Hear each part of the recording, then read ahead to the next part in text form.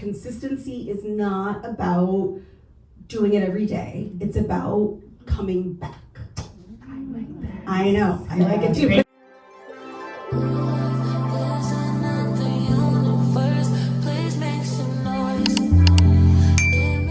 Hey, my little raggities, what is up? How are we doing? How are we feeling? If you are new here, I am Raina Swan, aka your new big bestie, aka what? Big Raggedy. I know that's right, period. So today we are going to a book signing event, and I'm making my way downtown. I have like 30 more minutes until I reach my destination. I'm super excited. Jasmine Guillory is going to be there, and she is helping a new author promote her new book. The book is called Once Upon a Time in Dollywood by Ashley Jordan. I'm so excited for this experience. Even though I'm not a romance girly, I'm just a little romance visitor. I'm excited to be sharing this moment with my friend who sent me the invite. Shout out to you, Amber Boo. And it's just gonna be a good time, good vibes. And yeah, so a little bit about the book, Once Upon a Time in Dollywood. We have our main character, Eve, who's a successful writer. She writes plays and, you know, she does her thing. But unfortunately, she goes through a very horrible breakup with her fiance, and she also has to, unfortunately, cut her parents off. Now, during this heartbreaking time, she decides to take a trip away, as what she's deeming it, as some type of writer's retreat. That's what she's telling people, but really she is just running from the heartbreak, y'all. So while she is there, she has to deal with some nosy neighbors. She has to deal with some other factors within the small town, but she also meets a neighbor who is a single dad, and you know, he's dealing with a few things within his own home, and they have a little fling, and what they think is going to be like a one night stand type of situation, it slowly starts to blossom into something else. So Eve is trying to decide if she wants to give love a chance again, or if she just kind of wants to, you know, continue on with the single life and ice her wounds and her heart, you know, that's still broken from her current breakup. So I'm really excited to meet Ashley. I'm hoping that this experience is going to be just as great and vibrant as my experience with Kennedy Bryan and Jasmine Guillory. And yeah, I'm just, you know, living la vida loca. So, reading update. I did finish Saving Noah by Lucinda Berry. I think that's how you say that lady name. I gave it 4.5 stars. You guys, that was such a uncomfortable read. I don't know what to think. Like, okay, so if you don't know what Saving Noah is about, Noah is a young boy who is a fantastic swimmer, very popular kid. The town loves him.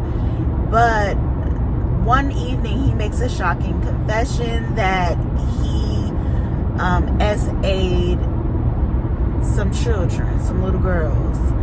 And, you know, that lands him in some trouble, as it should. And so, you know, you have two parents. One is really hard on Noah, and the other is really trying to save their son. And throughout the whole book, you're really trying to decide like whose side you're on. Like, dang, I feel you. I feel this parent's anger and like withdrawal for, you know, their son and what happened. I understand why they want to be cautious, but then on the other side, you have another parent. You're like, I feel why they're going so hard for their son. I feel why, you know, there's so passionate about this and doing all these different things to try to please their son, and it's just really a tough situation that both parents are in. But then you get to the end and the big reveal happens and you're like, wow, really, like you get a reveal that is shocking, but also just as disturbing as the whole entire book, and it just makes you pissed off because I just don't know what I would do in that situation. Throughout the whole book, I was just kind of happy that, like, I'm not in the situation. I'm like, child, I'm glad this ain't me, because I don't know what I would do. I really don't know. You have that one parent that was trying to be a little understanding, and you were kind of looking at them funny, like, I need you to get your shit together, because this is so much more serious than you're making it out to be.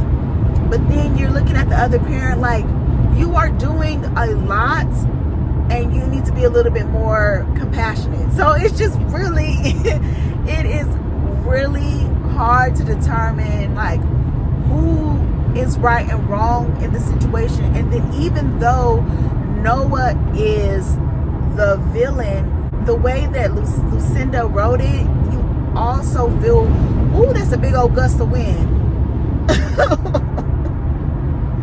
Ooh, that scared me. So even though Noah is written to be the villain in the story, he is also written as a character that you would feel sorry for, you know. And so I just felt so bad for him. I felt so bad for him. I felt bad for his mom. I felt bad for, you know, his whole family. That was definitely a good think piece. It really made you, as a parent, it really made me think, like, damn, I don't know what I would do. I don't know how I would respond. I don't know how I would act. I read it. I can't say that I enjoyed it, but I will say the writing was good because it makes you think about, like, what you would do if you were placed in that situation. And even looking at it from the perspective of being the parent of the child who was touched, it is really a book that makes you think, like, damn, what would you do, you know? But yeah, y'all, I read it. I ran through that thing like a track meet, okay? And also, I started This Could Be Forever by somebody. I'll put it on the screen. But yeah, I started it, and it's a cute college romance, you know, a little bit of forbidden love with cultural differences. And I'm really at the beginning stages of the book, so I can't really give too much of an input just yet, but so far I think it's really cute. And yeah, so I'm going to see you guys in the next clip when we get to meet Jasmine again. I wonder if she's gonna remember me, because I just seen her in May, but she probably sees so many people every month that she probably ain't gonna remember me. So I'm just excited to see Jasmine again and to also meet Ashley, and I think this is gonna be a really, really fun time. So let's see how this goes.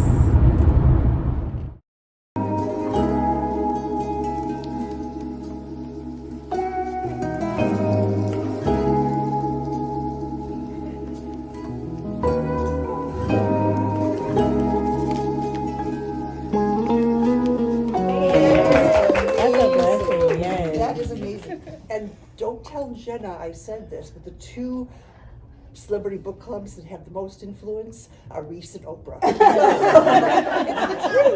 It's the truth. I'm sure Jenna's fine. You know, whatever else they have out there. But anyway, so well, Ashley Jordan, she's the woman of the hour. She is the author of Once Upon a Time in Dollywood. I don't always read from a piece of paper. I try to kind of remember, but I just pulled this off your website because it's so good. Okay, so these are not my words, these are her words. Okay, so she's a millennial from Atlanta by way of Brooklyn. She attended Spelman College, obtaining a degree in psychology and a lifelong love and appreciation for women's stories. While she currently works in public health, she has embraced writing as a hobby since penning her first short story in 2nd grade. Mom, do you still have that one? Darn, okay. So when she's not at her day job or writing, she's either at a Beyonce concert, watching Mad Men, or arguing about basketball with anyone who will listen. Okay? And in 2023, she became a Reese's Book Club Lit Up Fellow. Yes. Congratulations on that. Anyone tells me that Jasmine does not need introduction. I may not know who she is. We know Jasmine. The Bay Area queen. Yeah. So Jasmine is all about Ashley, so I'm going to turn it over to you. Okay. Yeah. Well, Ashley was also, when she was the Lit Up Fellow, she was my mentee, so I'm so excited about a dream come true. Right? Talk to her tonight about this book, which I loved from the very beginning. So I'm so excited that it's finally out. And then I remember that year, people will ask, like, what are you reading? And I kept wanting to be like, I can't talk about that. But so why don't we start off by you telling everybody a little bit about Once Upon a Time in Dollywood?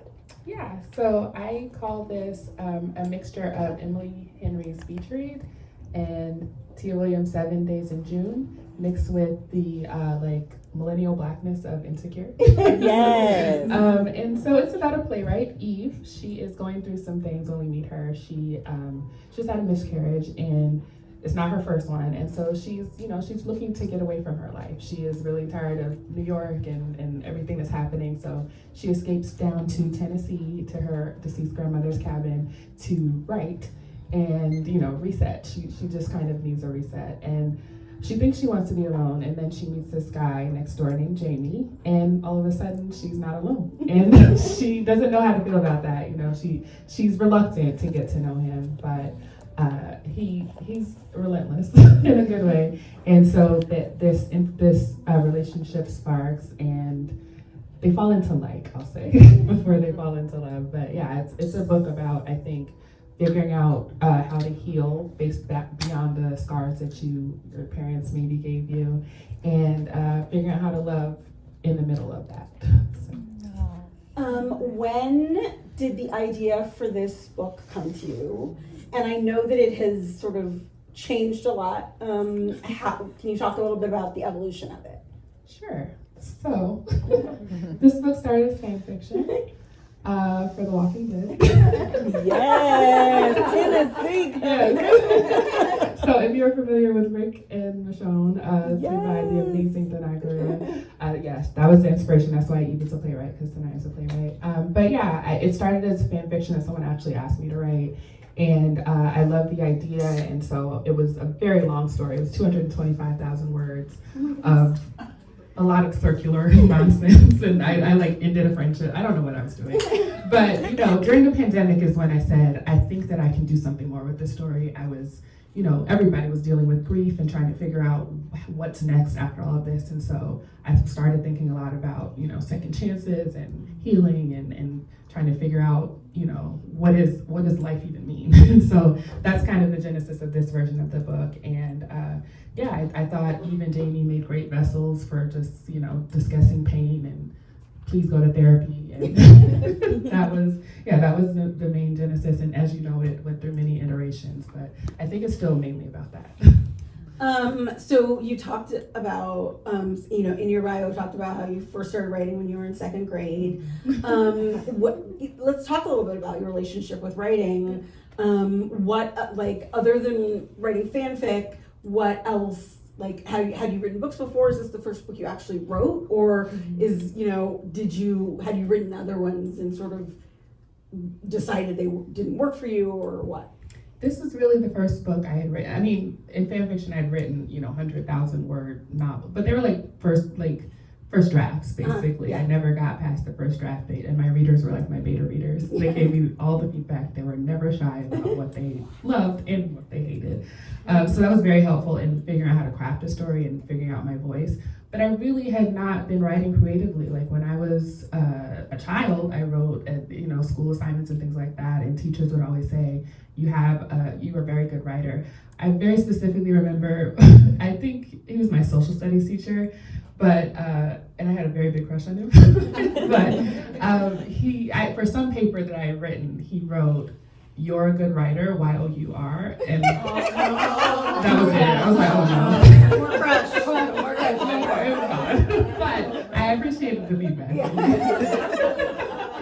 But yeah, I thought, when I went to college, I thought maybe I could be a journalist, but that was not a good time to be a journalist. So I just kind of let it go. And fan fiction was really the first time. And that started about 10 years ago that I just reopened my relationship with creative writing. And yeah, it did wonders for me. The Rochon fandom was small but mighty and full of so many amazing Black women who were just super encouraging.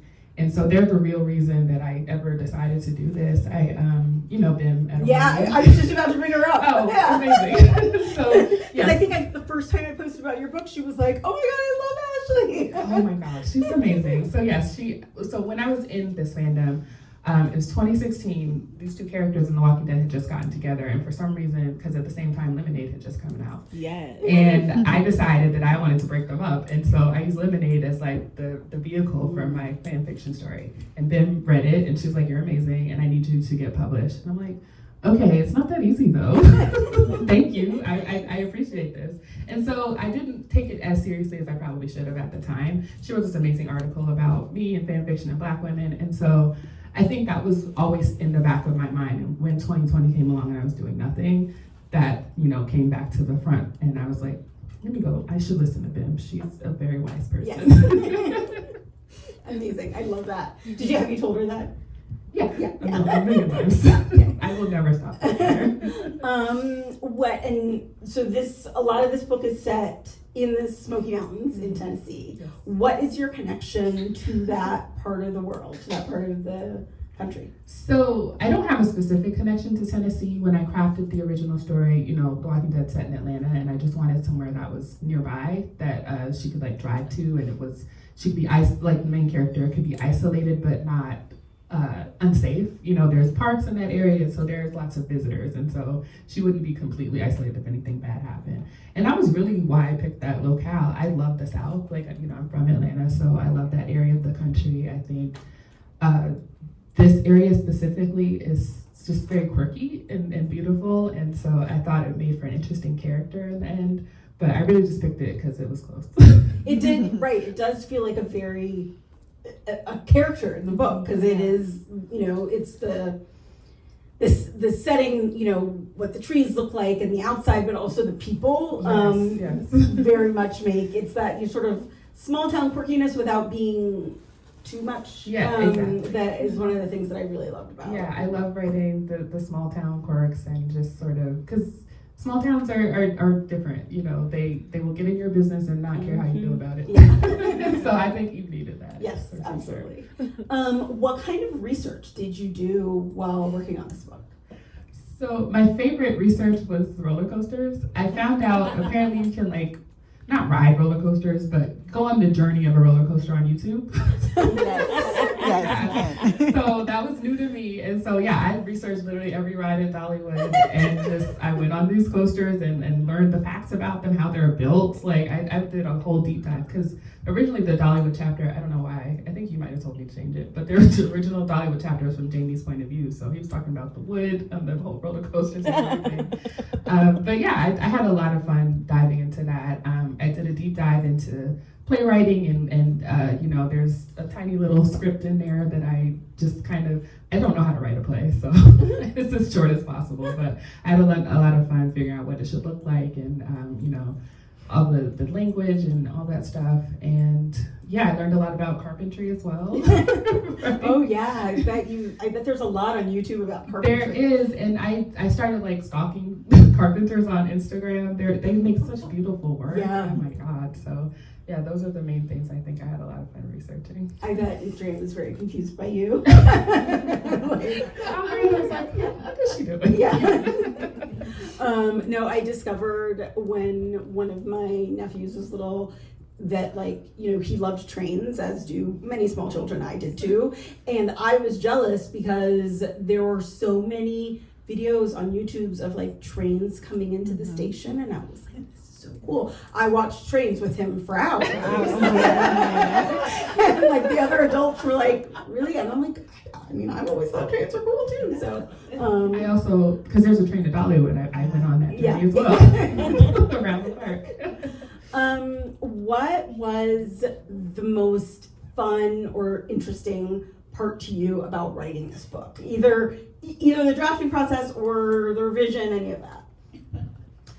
I really love discovering the characters. I think that, you know, as you go through all the different revisions, they reveal it themselves to you in different ways. And I love just like, oh, that's interesting. Let's explore that a little bit more. Because, you know, when I started the stories, I said it was fan fiction and it was a first draft and it was way too long, but it allowed me to, again, play with what I wanted to say. And so once I had to get it down to about half that size, it became figuring out what's really important to say about these characters. And so I love doing that. My favorite thing to write is dialogue. My favorite thing about dialogue to write is arguments. I love writing an argument. They're so much fun, right? So much fun. Oh my God, I love like the wit and the bit. I don't know, maybe I'm terrible, but I love making them I right. love it. Okay. Yeah. So yeah, that's the most fun part to write. But I also love when, you know, they really just, when you can tap into that chemistry and the banter is going well, like not arguments, but you know, the good moments where they're,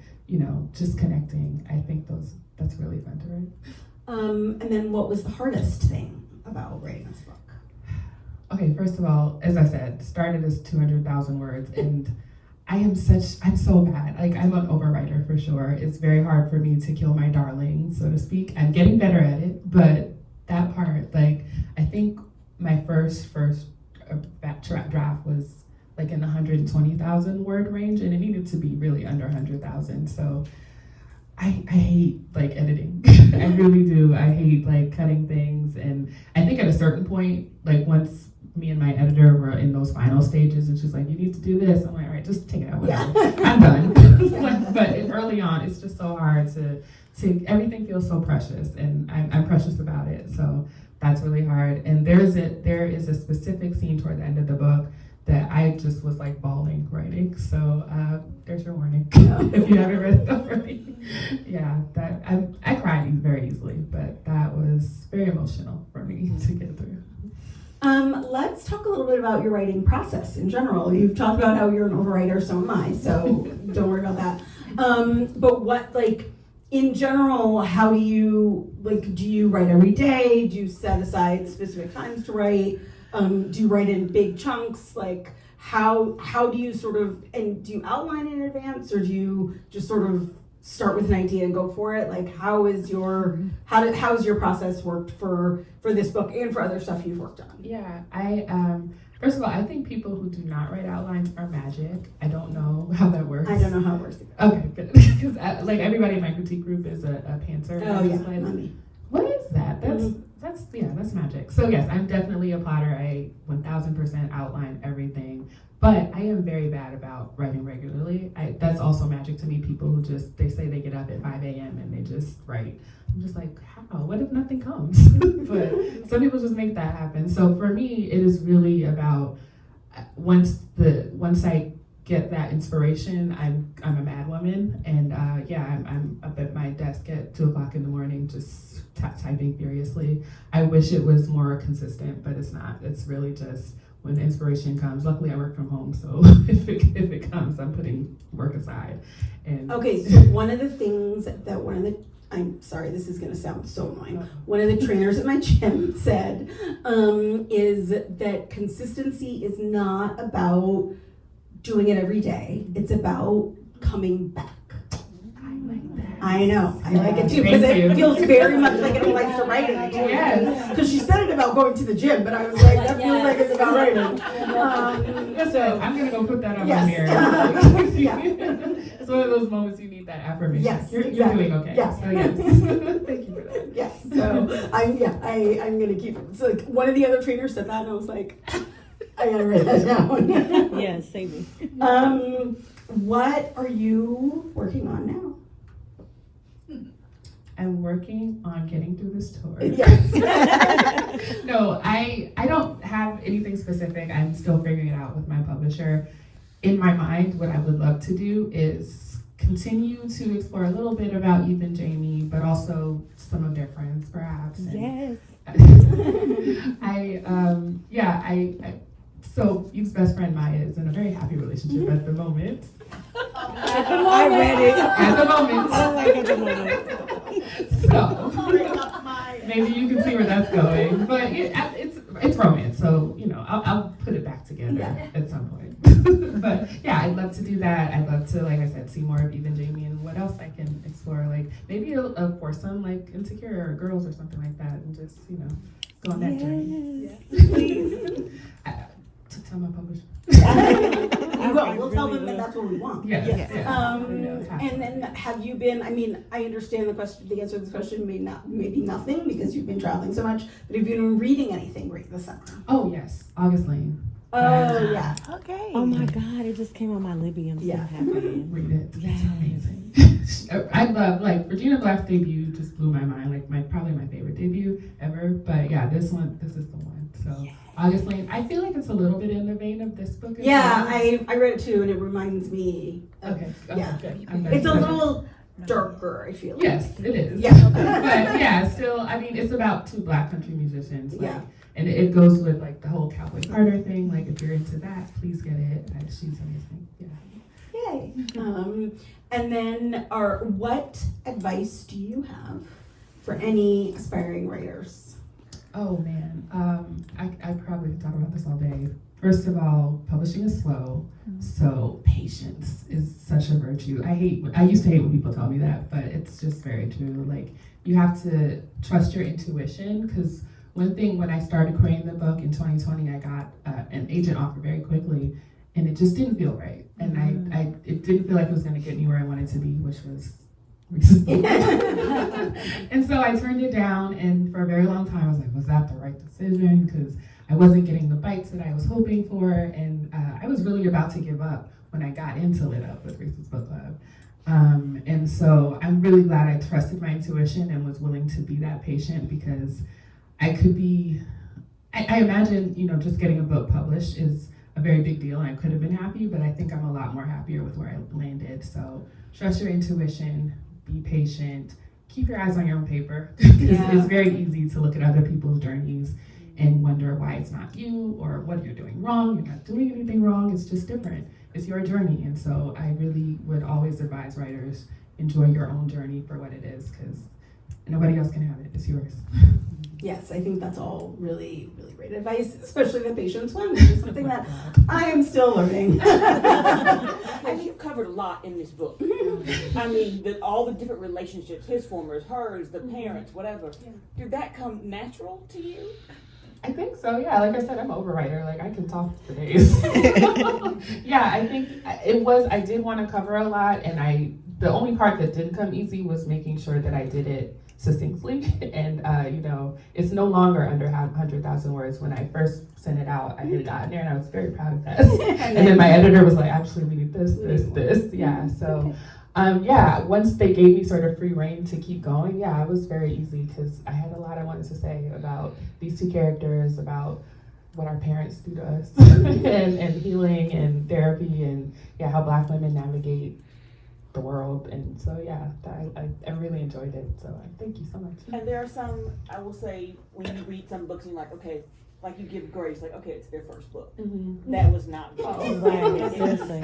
You did not do this, you've been doing this for years. Thank you. Yes, it was great. Shout out to fan fiction. It's a very good training ground, so thank you. That actually brought up another question that I had. How do you craft your characters. Like I know some writers, before they even start writing anything, like sit down with character maps and sheets and come up with stuff. Yeah. Some people who are pantsers just like go from the beginning. Like where are you sort of on that spectrum? So it's a little bit of pantsing because I allow their personalities to come to me as I'm writing, but I definitely do the whole character worksheet. Like I know their parents, their sign, their tattoos, all that stuff before I start writing. But once I'm on the page, it comes out, I think, in dialogue a lot, and I'm like, would he say that? Yes, he says that. So and then that's how I figure out what kind of, are they witty, are they funny, are they like all that stuff that comes to me as I'm writing it. But I have to start with the foundation or I'd be lost. I don't know how people don't do that. I always start with an outline, but I never do a character worksheet. I just sort of, once I figure out some stuff, I just sort of jump in and start writing, which is part of the reason my first drafts are always so messy, because I'm figuring out who the characters are in that first draft. Yeah. There's some other, I do. So first and foremost, I was blessed with an ARC, and I was in love. It was such a roller coaster book for me, but it was really good because, like you said, our age, our Black girl magic, and the things that we actually genuinely experience in life, and all of it being captured effortlessly was like perfect. I was like, oh my God, like this is like, if I'm not going through this, I have a friend that's going through this. So it was really beautiful.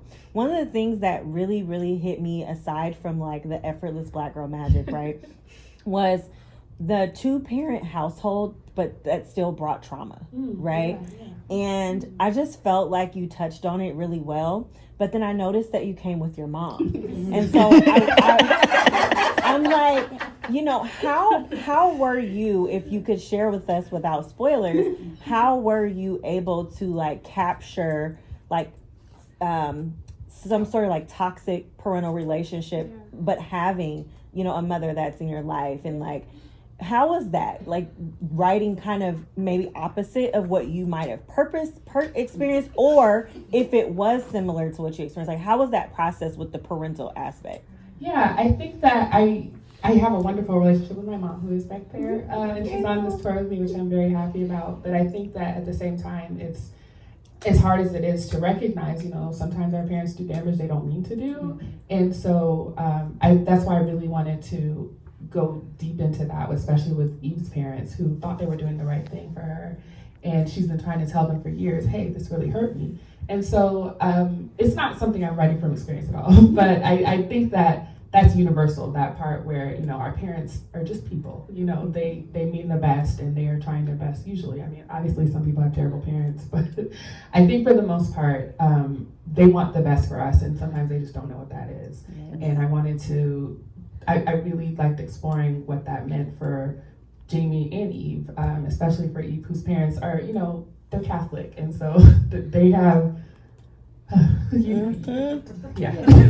so, they thought they were doing what was right, and sometimes it just isn't, and sometimes, I'm not gonna spoil it, but sometimes you just have to navigate that and figure out. I think she had to go to therapy to figure out what exactly to say, because she had such a block up, and so did they. And so it was always going to be hard when they didn't have any sort of tools to navigate that. And so I really love, taking her on that journey and figuring out what to say exactly to her parents. And hey, please listen to me. I'm not a child anymore. I think a lot of us go through that too. It's like, the relationship with our parents changes as we get older, and so she's figuring out that. And I thought it was really important to have that sort of that split between her parents. And for most of it, it feels like her mom is the driving force, and you figure out maybe it wasn't quite that. So I love that part. Oh my God, it was beautiful. I only have one follow-up. And I don't know if it's so much of a follow-up as maybe it's more like a statement. One of the things that I stuck like with me was a safe interracial relationship. And I don't like to always go into books with like, oh, what are the ethnicities or races of the characters? But I felt like it was so important to note that the relationship was interracial and it was safe. Because a lot of times we as readers can read it, and as Black women we can feel like this isn't even realistic. That person wouldn't even say that. Like, this ain't real life. But it came off very flawless and kind of effortless.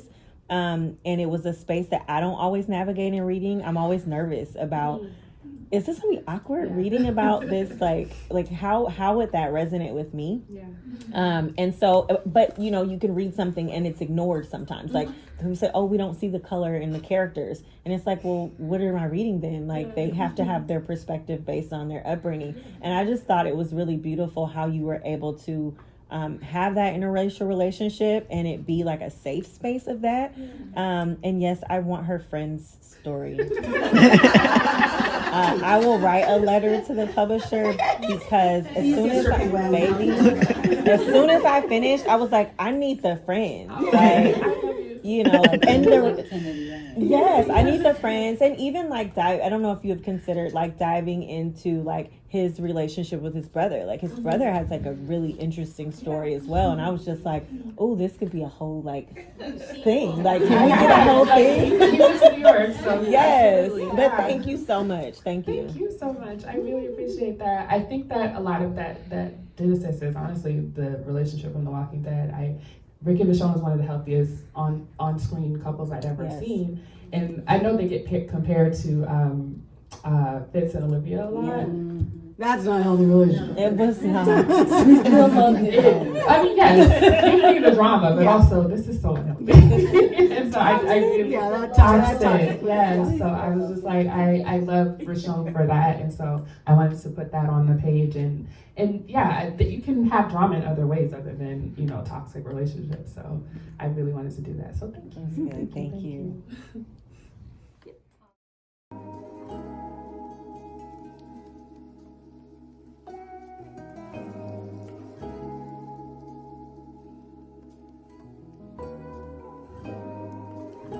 We're thinking of at that time, huh? I mean, we have to.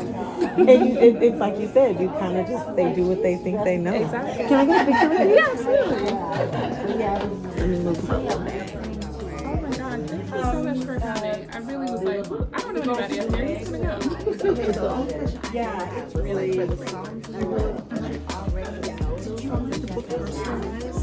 I think for the most part I do.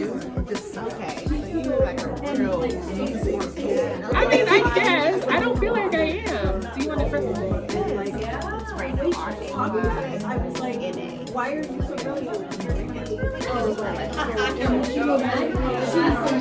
Yes.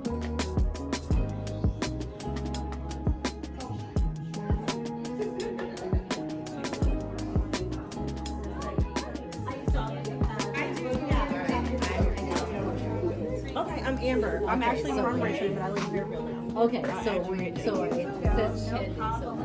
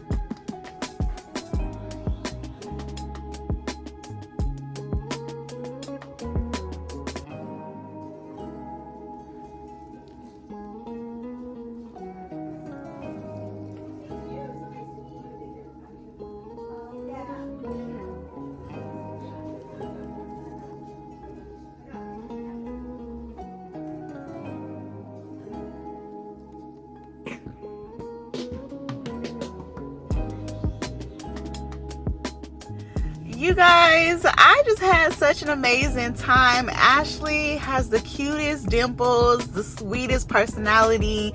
Jasmine just felt like one of the homegirls.